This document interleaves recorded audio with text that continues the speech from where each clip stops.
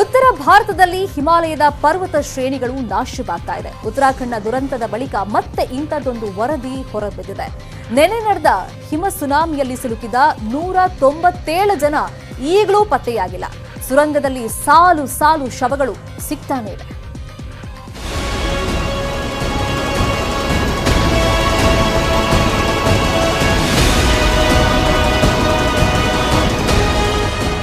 ಮನುಷ್ಯನ ಸ್ವಾರ್ಥಕ್ಕೆ ಪ್ರಕೃತಿ ಮೇಲೆ ಆಗ್ತಿರೋ ದೌರ್ಜನ್ಯಗಳಿಗೆ ಕೊನೆನೇ ಇಲ್ಲ. ಹಿಮಾಲಯದ ಹಿಮ ಪರ್ವತಗಳು ಕುಸಿದು ನೂರಾರು ಜೀವಗಳನ್ನ ಬಲಿ ಪಡಿತಿದ್ರು ಸರ್ಕಾರ ಬುದ್ಧಿ ಕಲಿಯಲಿಲ್ಲ. ಈಗ ಪ್ರಕೃತಿ ಮಾಡಿದ್ದುಣ್ಣೋ ಮಹಾರಾಯ ಅಂತ ಸಿಟ್ಟು ಹೊರಹಾಕಿದ್ದು ಉತ್ತರಾಖಂಡದಲ್ಲಿ ನಡೆದ ಹಿಮ ಸುನಾಮಿ ದುರಂತವೇ ಕಣ್ಣೆದುರು ಇರುವ ಇನ್ನೊಂದು ಸಾಕ್ಷಿ.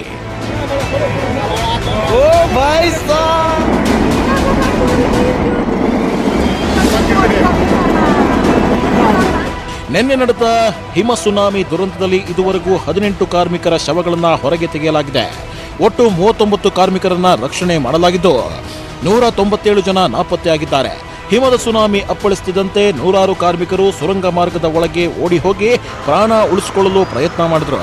ಆದರೆ ಅದೇ ಸುರಂಗ ಮಾರ್ಗಕ್ಕೆ ನೀರು, ಕೆಸರಿನ ಮಣ್ಣೆಲ್ಲ ನುಗ್ಗಿದೆ.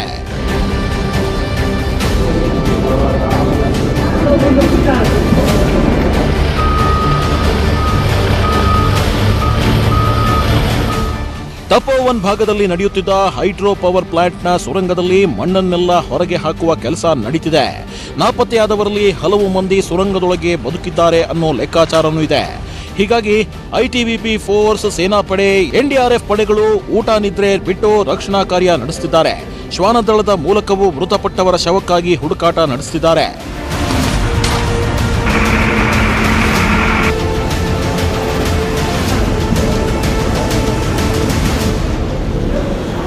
ಸಾವನ್ನೇ ಗೆದ್ದು ಬಂದವರಿಗೆ ಆಸ್ಪತ್ರೆಯಲ್ಲಿ ಚಿಕಿತ್ಸೆ ನೀಡಲಾಗ್ತಿದೆ. ಸ್ಥಳೀಯರು ಮತ್ತು ಬದುಕಿ ಬಂದವರು ಘಟನೆಯನ್ನ ನೆನೆದು ದಿಗ್ಭ್ರಮೆ ವ್ಯಕ್ತಪಡಿಸಿದ್ರು. मगर मेरे के वैसे देखते देखते सर पानी में ऐसे बह गए जैसे ताश के पत्ते डूबते उस तरह से दहते दहते चले गए. सर में टोपी ऐसे दिख रहा है और बह रहा है. पानी चला जब इधर से जब भरने लगा ना तो किसको भी 1 मिनट के अंदर में पूरा ये भरा हुआ 1 मिनट के अंदर में भरा है. ಉತ್ತರಾಖಂಡ್ ರಾಜ್ಯ ಹೇಳಿ ಕೇಳಿ ಬೆಟ್ಟ ಗುಡ್ಡಗಳಿಂದ ಆವೃತವಾಗಿರೋ ರಾಜ್ಯ. ಅದರಲ್ಲೂ ಹಿಮ ಪರ್ವತಗಳು, ಸೂಕ್ಷ್ಮ ಮಣ್ಣಿನಿಂದ ಆವೃತವಾಗಿರೋ ಬೆಟ್ಟ ಗುಡ್ಡಗಳೇ ಹೆಚ್ಚು. ಇಂಥ ಬೆಟ್ಟ ಗುಡ್ಡಗಳ ಮಧ್ಯೆ ಇದುವರೆಗೂ 20 ವಿವಿಧ ಪವರ್ ಪ್ಲಾಂಟ್ಗಳನ್ನ ನಿರ್ಮಾಣ ಮಾಡಿದ್ದಾರೆ. 11ಕ್ಕೂ ಹೆಚ್ಚು ಸಣ್ಣ ಸಣ್ಣ ಅಣೆಕಟ್ಟುಗಳು, ಸೇತುವೆಗಳನ್ನ ನಿರ್ಮಾಣ ಮಾಡಿದ್ದಾರೆ. ಕಳೆದ 37 ವರ್ಷಗಳಲ್ಲಿ 626 ಕಿಲೋಮೀಟರ್ ಸುತ್ತಳತೆ ನದಿ ತೀರದ ಬೆಟ್ಟ ಗುಡ್ಡಗಳಿಗೆ ಹಾನಿಯಾಗಿದೆ ಅಂದ್ರೆ ನೀವೇ ಕಲ್ಪನೆ ಮಾಡ್ಕೊಳ್ಳಿ ಯಾವ ಮಟ್ಟಕ್ಕೆ ಕಾಮಗಾರಿಗಳು ನಡೀತಿವೆ ಅಂತ.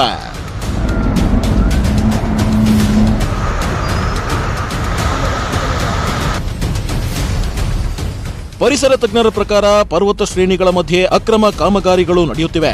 ಮಿತಿ ಮೀರಿದ ಹೈಡ್ರೋ ಪವರ್ ಅಣೆಕಟ್ಟು ಯೋಜನೆಗಳು ಕೆಲಸ ನಡೀತಿವೆ.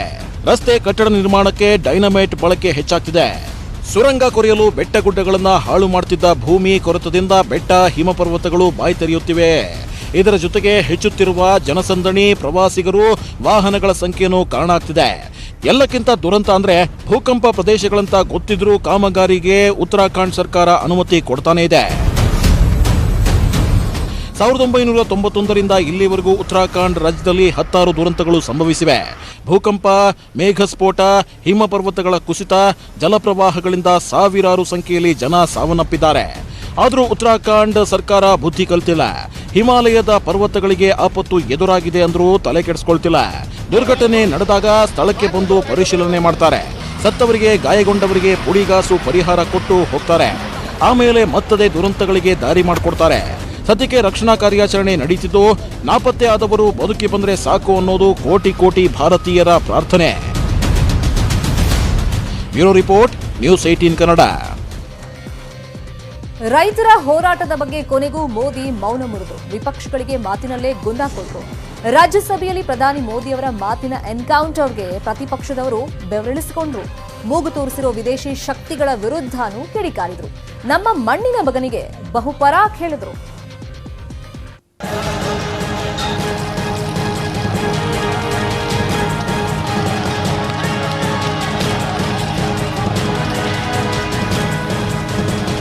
ದೆಹಲಿ, ಹರಿಯಾಣದಲ್ಲಿ ಕೃಷಿ ಕೃಷಿ ಮಸೂದೆ ವಿರುದ್ಧ ಪ್ರತಿಭಟನೆಗೆ ಕೂತು ಇವತ್ತಿಗೆ ಬರೋಬ್ಬರಿ 75 ದಿನ. ಈ 75 ದಿನಗಳಲ್ಲಿ ದೆಹಲಿಯಲ್ಲಿ ನಡೆದ ಒಂದೊಂದು ಘಟನೆಗಳು ಪ್ರಜಾಪ್ರಭುತ್ವ ವ್ಯವಸ್ಥೆಗೆ ಕಪ್ಪು ಚುಕ್ಕೆಯಾಗಿ ಉಳಿದಿದೆ. ರೈತರ ಮೇಲೆ ಲಾಠಿ ಚಾರ್ಜ್ ಮಾಡಿದ್ದು, ಅಶ್ರುವಾಯು, ಜಲಫಿರಂಗಿ ಬಳಸಿದ್ದು ಕಣ್ಣೆದುರಿಗಿದೆ.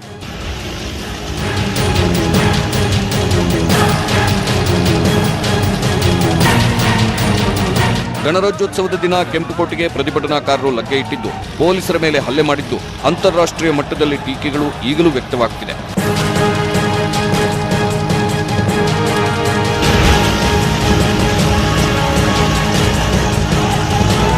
ರೈತರ ಹೆಸರಲ್ಲಿ, ಕೃಷಿ ಮಸೂದೆ ಹೆಸರಲ್ಲಿ ರಾಜಕೀಯ ನಾಯಕರ ಕೆಸರೆರಚಾಟಗಳು ಈಗಲೂ ನಡೆಯುತ್ತಿದೆ. ಇಷ್ಟು ದಿನ ಕಠಿಣ ಹೋರಾಟಗಳು ನಡೆಯುತ್ತಿದ್ರು ಪ್ರಧಾನಿ ಮೋದಿಯವರು ಮಸೂದೆ ಬಗ್ಗೆ, ಪ್ರತಿಭಟನೆಗಳ ಬಗ್ಗೆ ಮುಕ್ತವಾಗಿ ಮಾತಾಡಿರಲಿಲ್ಲ. ಆದ್ರೆ ಇವತ್ತು ರಾಜ್ಯಸಭೆಯಲ್ಲಿ ಮೋದಿ ಮಾತನಾಡಿದ್ರು. 1 ಗಂಟೆ 16 ನಿಮಿಷಗಳ ಕಾಲ ಪ್ರತಿಪಕ್ಷಗಳ ಬೆವರಿಳಿಸಿದ್ರು. किसी सरकार को नहीं जाता है, न किसी व्यक्ति को जाता है, लेकिन हिंदुस्तान को तो जाता है. गर्व करने में क्या जाता है? ರಾಷ್ಟ್ರಪತಿ ಭಾಷಣವನ್ನೇ ಧಿಕ್ಕರಿಸಿದ್ದು ಸರಿಯಲ್ಲ. राष्ट्रपति जी के भाषण की ताकत इतनी थी कि न सुनने के बावजूद भी बहुत कुछ बोल पाए. ये अपने आप में उस भाषण की ताकत थी, उन विचारों की ताकत थी, उन आदर्शों की ताकत थी कि जिसके कारण न सुनने के बाद भी बात पहुंच गई. और इसलिए मैं समझता हूं इस भाषण का मूल्य अनेक गुना है. ವಿದೇಶಿ ವಿನಾಶಕಾರಿ ಸಿದ್ಧಾಂತ ಎಫ್ಡಿಐ ನಿಂದ ದೇಶವನ್ನು ರಕ್ಷಿಸಬೇಕಿದೆ. लेकिन ये जो नया एफडीआई नजर का आ रहा है, ये नए एफडीआई से जरूर बचना होगा. और ये नया एफडीआई है foreign destructive ideology, foreign destructive ideology. और इसलिए इस एफडीआई से देश को बचाने के लिए हमने और जागरूक रहने की जरूरत है. ಕೃಷಿ ಕ್ಷೇತ್ರಕ್ಕೆ ದೇವೇಗೌಡರ ಕೊಡುಗೆ ಅಪಾರ. मैं आदरणीय देवेगौड़ा जी का बहुत आभारी हूं कि उन्होंने क्योंकि वो किसानों के लिए समर्पित रहे हैं जीवन भर, और उन्होंने इस सरकार के प्रयासों की सराहना भी की और उन्होंने अच्छे सुझाव भी दिए. मैं आदरणीय देवेगौड़ा जी का हृदय से आभार व्यक्त करता हूं. ಕೃಷಿ ಸುಧಾರಣೆ ಕಾಂಗ್ರೆಸ್ ತಂದಿದ್ದ ಕಾಯ್ದೆ ನಾವು ಜಾರಿ ಮಾಡ್ತಿದ್ದಂತೆ ಯೂ ಟರ್ನ್. रुकावटें डालने से प्रगति कहां होती है जी. और इसलिए लेकिन मैं हैरान हूं, अचानक यू टर्न ले लिया भाई, ऐसा क्यों किया? ठीक है, आप आंदोलन के मुद्दों को लेकर के इस सरकार को घेर लेते, लेकिन साथ साथ किसानों को भी कहते हैं कि भाई बदलाव बहुत जरूरी है, बहुत साल हो गए, अब नई चीजों को लेना पड़ेगा. ಎಂಎಸ್ಪಿ ಇದೆ, ಇರುತ್ತೆ, ಮುಂದೆನೂ ಇರುತ್ತೆ. एमएसपी है, एमएसपी था, एमएसपी रहेगा. ये सदन की पवित्रता समझे हम. ಹೀಗೆ ಸತತ 1 ಗಂಟೆ 16 ನಿಮಿಷಗಳ ಕಾಲ ಮಾತನಾಡಿದ ಪ್ರಧಾನಿ, ನಿಮಗೆ ನಮ್ಮ ಮೇಲೆ ದ್ವೇಷ ಇದೆ, ದ್ವೇಷ ಹಗೆತನ ತೀರಿಸಿಕೊಳ್ಳುವ ಪ್ರಯತ್ನವನ್ನ ಮುಂದುವರಿಸಿ, ಅದಕ್ಕೂ ಮೊದಲು ಇರೋದು ಮೋದಿ ಅನ್ನೋದನ್ನ ನೆನಪಿನಲ್ಲಿಡಿ ಅಂತ ಕೊನೇ ಸಾಲಲ್ಲಿ ಟಕ್ಕರ್ ಕೊಟ್ರು. चर्चा करते रहिए, लगातार चर्चा करते रहिए, सदन को जीवंत बनाते रखिए. मोदी है, मौका लीजिए. बहुत बहुत धन्यवाद. Bureau report, news 18 Kannada. ಇನ್ನು ಕೃಷಿ ಕಾಯ್ದೆಗಳನ್ನು ವಿರೋಧಿಸಿ ದೆಹಲಿ ಗಡಿಯಲ್ಲಿ ಕಳೆದ 75 ದಿನಗಳಿಂದ ರೈತರು ಅಹೋರಾತ್ರಿ ಪ್ರತಿಭಟನೆಯನ್ನು ನಡೆಸ್ತಾ ಇದ್ದಾರೆ. ರೈತರ ಪ್ರತಿಭಟನೆ ವಿಚಾರಕ್ಕೆ ಸಂಬಂಧಪಟ್ಟಂತೆ ಸೆಲೆಬ್ರಿಟಿಗಳು ಮಾಡಿದ ಟ್ವೀಟ್ಗಳ ಕುರಿತು ತನಿಖೆ ನಡೆಸುವಂತೆ ಮಹಾರಾಷ್ಟ್ರ ಸರ್ಕಾರ ಗುಪ್ತಚರ ಇಲಾಖೆಗೆ ಆದೇಶಿಸಿದೆ. ರೈತರ ವಿಚಾರದ ಬಗ್ಗೆ ರಿಹಾನಾ ಟ್ವೀಟ್ ಮಾಡಿದ ನಂತರ ಸೆಲೆಬ್ರಿಟಿಗಳ ಸರಣಿ ಟ್ವೀಟ್ಗಳು ಮಾಡಿದ್ರು. ಒಬ್ಬ ಸೆಲೆಬ್ರಿಟಿ ಸ್ವತಃ ತಾನೇ ತನ್ನ ಅಭಿಪ್ರಾಯ ವ್ಯಕ್ತಪಡಿಸಿದ್ರೆ ಉತ್ತಮ, ಆದರೆ ಸೆಲೆಬ್ರಿಟಿಗಳ ಒಂದೇ ರೀತಿಯ ಸರಣಿ ಟ್ವೀಟ್ ಅನುಮಾನಕ್ಕೆ ಕಾರಣವಾಗಿದ್ದು, ಇದರ ಹಿಂದೆ ಬಿಜೆಪಿ ಕೈವಾಡ ಇದೆ ಅಂತ ಮಹಾರಾಷ್ಟ್ರ ಸರ್ಕಾರ ಆರೋಪ ಮಾಡಿದೆ.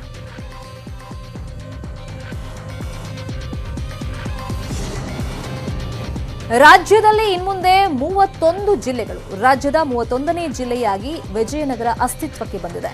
ಹೊಸ ಜಿಲ್ಲೆ ಉದ್ಭವ ಆಗ್ತಲೇ ಪರ ವಿರೋಧ ದನಿಗಳು ಎದ್ದಿವೆ.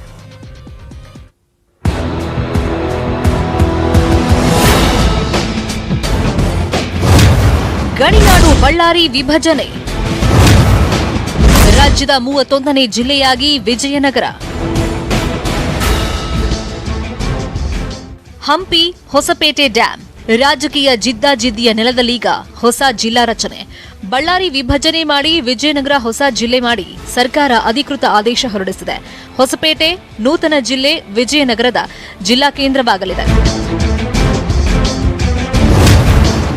ಹೊಸಪೇಟೆ, ಕೂಡ್ಲಿಗಿ, ಹಗರಿಬೊಮ್ಮನಹಳ್ಳಿ, ಕೊಟ್ಟೂರು, ಹೂವಿನಹಡಗಲಿ, ಹರಪನಹಳ್ಳಿ ತಾಲೂಕುಗಳು ವಿಜಯನಗರ ಜಿಲ್ಲೆಯ ವ್ಯಾಪ್ತಿಗೆ ಬರಲಿದೆ.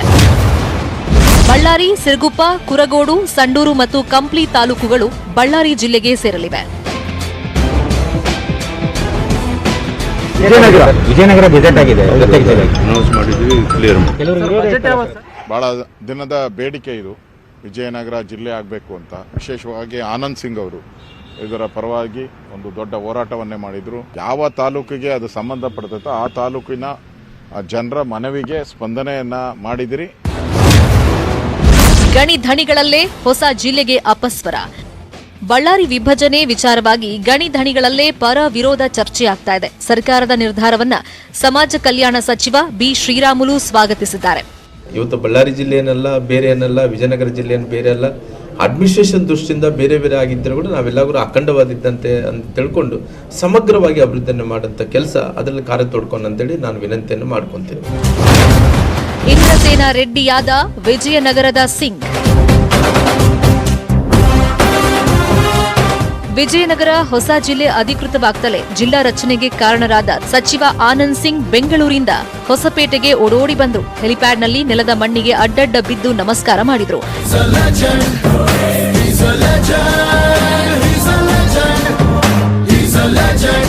31ನೇ ಜಿಲ್ಲೆ ವಿಜಯನಗರ ಎಂಬ ಬಾವುಟ ಹಿಡಿದು ಕಾರ್ ಮೇಲೆ ಕೂತು ರೋಡ್ ಶೋ ಮಾಡಿದ್ರು. ದಾರಿಯುದ್ದಕ್ಕೂ ಬೆಂಬಲಿಗರು ಜೈಕಾರ ಹಾಕಿದ್ರು.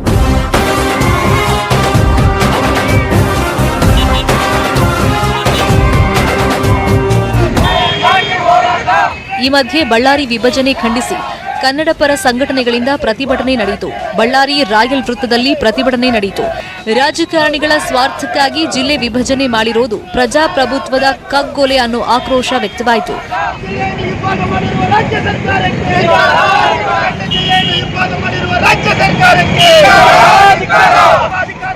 Bureau report, news 18 Kannada. ಅವನು ಆ ಊರಿಗೆ ಹುಲಿ ತರ ಇದ್ದ. ಊರಿಂದ ಹೊರಗಡೆ ಹೊರಟ್ರೆ ಸಾಕು ಅವನನ್ನ ಸೋಲ್ಸೋ ತಾಕತ್ತು ಯಾರಿಗೂ ಇರಲಿಲ್ಲ.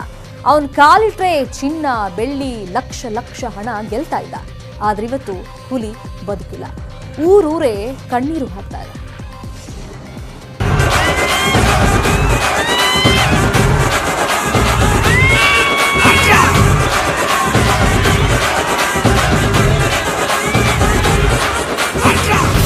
ಕಾಲ್ ಕೆರೆದು ಒಂದ್ಸಲ ಓಡೋಕ್ ಶುರು ಮಾಡಿದ್ರೆ ಮುಗೀತು.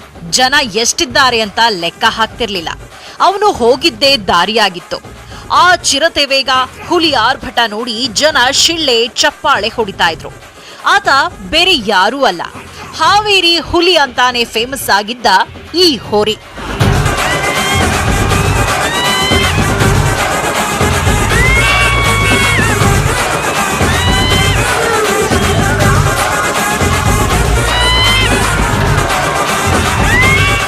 ಇದುವರೆವಿಗೂ ಈ ಹೋರಿ 300 ಗ್ರಾಂ ಚಿನ್ನ, 17 ಕೆಜಿ ಬೆಳ್ಳಿ ಗೆದ್ದಿದ್ದ.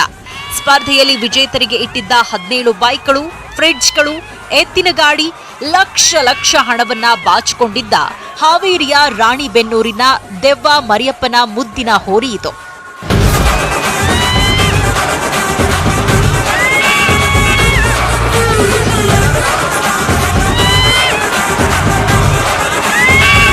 ಹೋರಿ ಬೆದರಿಸೋ ಸ್ಪರ್ಧೆಯಲ್ಲಿ ಹಾವೇರಿ ಹುಲಿ ಬಂದವನೇ ಅಂದ್ರೆ ಅಲ್ಲಿ ಗೆಲುವು ಕಟ್ಟಿಟ್ಟ ಬುತ್ತಿ. ಆದ್ರಿವತ್ತು ಹುಲಿ ನೆನಪು ಮಾತ್ರ.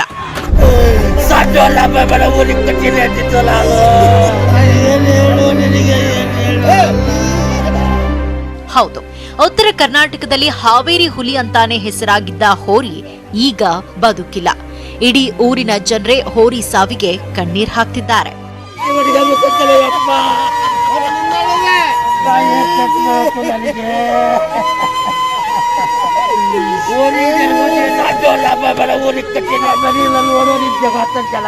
ಹೋರಿ ಮಾಲೀಕ ಹಾವೇರಿ ದೆವ್ವ ಮರಿಯಪ್ಪ ದಂಪತಿಗೆ 2 ಮಕ್ಕಳು. ಒಬ್ಬ ಹೊಟ್ಟೆಯಲ್ಲಿ ಹುಟ್ಟಿದ್ರೆ ಇನ್ನೊಬ್ಬ ಈ ಹೋರಿ ಅಂತಾನೆ ಜನ ಮಾತಾಡ್ತಿದ್ರು. ಮನೆಯವರಿಗೂ ಹೋರಿ ಅಂದ್ರೆ ಪಂಚಪ್ರಾಣ.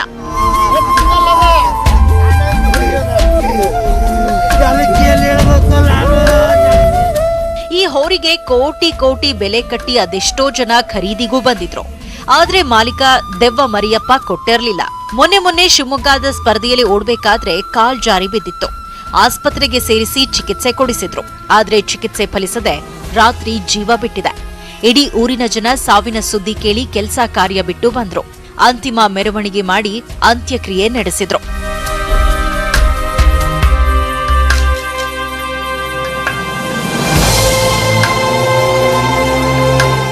ಈಗಿನ ಕಾಲದಲ್ಲಿ ಮನುಷ್ಯ ಸತ್ರೆ ಹತ್ತಿರಕ್ಕೂ ಬರಲ್ಲ. ಅಂಥದ್ರಲ್ಲಿ ಮೂಕ ಪ್ರಾಣಿಯ ಅಂತ್ಯಕ್ರಿಯೆಗೆ ಸಾವಿರಾರು ಜನ ಸೇರಿದ್ರು ಅಂದ್ರೆ ನಿಜಕ್ಕೂ ಹಾವೇರಿ ಹುಲಿ ಗ್ರೇಟ್. ಮಂಜುನಾಥ್ ತಳವಾರ, ನ್ಯೂಸ್ 18 ಕನ್ನಡ, ಹಾವೇರಿ. ಮತ್ತಷ್ಟು ಸುದ್ದಿ ನೋಡೋಣ ಬ್ರೇಕ್ ಆದ್ಮೇಲೆ. ಮೊನ್ನೆ ರೈತರ ಚಕ್ಕ ಜಾಮ್, ನಿನ್ನೆ ಕುರುಬರ ಸಮಾವೇಶ, ಇವತ್ತು ಶಶಿಕಲಾ ರ್ಯಾಲಿ. ಬೆಂಗಳೂರಿನ ವಾಹನ ಸವಾರರು 3 ದಿನಗಳಿಂದ ಟ್ರಾಫಿಕ್ ಜಾಮ್ನಲ್ಲಿ ಪರದಾಟ ಪಟ್ಟರು. ಚಿನ್ನಮ್ಮನ ಇಂದಿನ ಸವಾರಿ ಅಂದಿನ ಜಯಲಲಿತಾ ಅವರ ಸವಾರಿಯನ್ನ ನೆನಪು ಮಾಡಿಕೊಡ್ತು.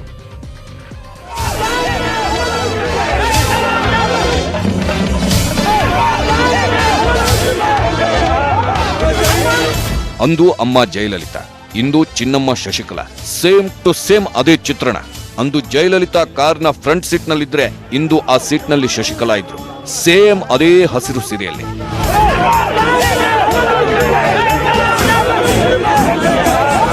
ಎರಡು 2014ರಲ್ಲಿ ಬೆಂಗಳೂರು ಜೈಲಿಂದ ಬಿಡುಗಡೆಯಾಗಿ ಹೋಗಿದ್ದ ಜಯಲಲಿತಾರ ಸವಾರಿಯನ್ನ ನೆನಪಿಸಿತು ಇಂದಿನ ಶಶಿಕಲಾ ಸವಾರಿ. ಅದೇ ಕಾರು, ಸುತ್ತ ಭದ್ರತಾ ಕೋಟೆ, ಬೆಂಬಲಿಗರ ದಂಡು, ದಾರಿಯುದ್ದಕ್ಕೂ ಅದ್ಧೂರಿ ಸ್ವಾಗತ.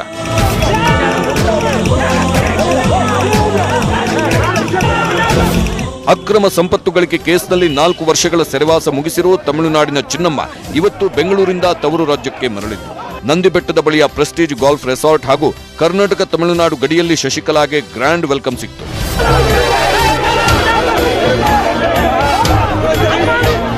ತವರಿಗೆ ವಾಪಸ್ ಹೊರಟ ಶಶಿಕಲಾಗೆ ಅಪಾರ ಸಂಖ್ಯೆಯ ಬೆಂಬಲಿಗರು ಮೊದಲು ರೆಸಾರ್ಟ್ನಲ್ಲೇ ಸ್ವಾಗತ ಮಾಡಿದ್ರು. ಹಲವು ದೇವಸ್ಥಾನಗಳಿಂದ ತಂದಿದ್ದ ಪ್ರಸಾದ ನೀಡಿದ್ರು. ಮಹಿಳಾ ಅಭಿಮಾನಿಗಳು ಆರತಿ ಎತ್ತಿ ಈಡುಗಾಯಿ ಹೊಡೆದ್ರು. ಬೆಳ್ಬೆಳಗ್ಗೆ ಹಸಿರು ಸೀರೆಯುಟ್ಟು ರೆಡಿಯಾಗಿದ್ದ ಚಿನ್ನಮ್ಮ ಮೊದಲಿಗೆ ರೆಸಾರ್ಟ್ನಲ್ಲಿ ಜಯಲಲಿತಾ ಫೋಟೋಗೆ ನಮನ ಸಲ್ಲಿಸಿದ್ರು. ಬೆಳಿಗ್ಗೆ ಸರಿಯಾಗಿ 7:45 ರೆಸಾರ್ಟ್ನಿಂದ ಹೊರಬಂದ್ರು. ನೆರೆದಿದ್ದ ಬೆಂಬಲಿಗರತ್ತ ಕೈಬೀಸಿ ಲ್ಯಾಂಡ್ ಕ್ರೂಸರ್ ಕಾರ್ ಏರಿದ ಚಿನ್ನಮ್ಮ ಚೆನ್ನೈನತ್ತ ಪ್ರಯಾಣ ಆರಂಭಿಸಿದ್ರು.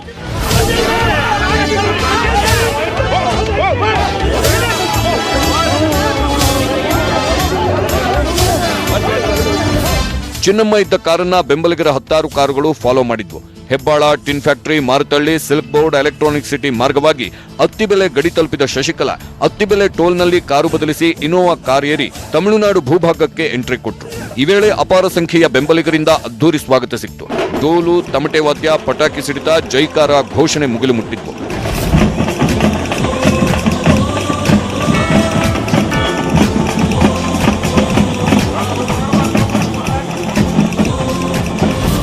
ಇದಕ್ಕೂ ಮುನ್ನ ಅತ್ತಿಬೆಲೆಯ ಜೈನ್ ಟೆಂಪಲ್ ಬಳಿ ಶಶಿಕಲಾ ಕಾರು ನಿಲ್ಲಿಸಿದಾಗ ಕರ್ನಾಟಕ ಪೊಲೀಸರು ಹಾಗೂ ಶಶಿಕಲಾ ಅಂಗರಕ್ಷಕರ ಮಧ್ಯೆ ವಾಗ್ವಾದನೂ ನಡೆಯಿತು.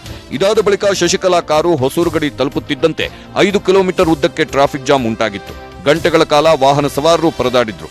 ಜೈಲಿಂದ ಬಂದವರಿಗಾಗಿ ನಾವು ಕಷ್ಟ ಅನುಭವಿಸಬೇಕಾ ಅಂತ ಹಿಡಿಶಾಪ ಹಾಕಿದ್ರು. ಎಲ್ಲಿ ಸರ್ ಆವಾಗಿಂದ 1 ಅವರ್ ಇಂದ ನಿಂತಿದೆ. ಕರೆಕ್ಟ್ 10 ಗಂಟೆಗೆ ಬ್ಲಾಕ್ ಮಾಡ್ದವ್. ನಮ್ಮ ಸಂಬಳ ಯಾರು ಕೊಡ್ತಾರೆ?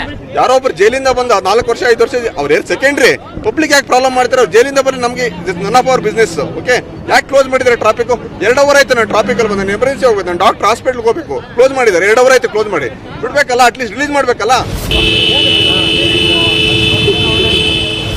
ಹೀಗೆ ಬೆಂಗಳೂರಿನ ವಾಹನ ಸವಾರರು ಸತತ 3ನೇ ದಿನವೂ ಟ್ರಾಫಿಕ್ ಜಾಮ್ನಲ್ಲಿ ಪರದಾಡಿದ್ರು.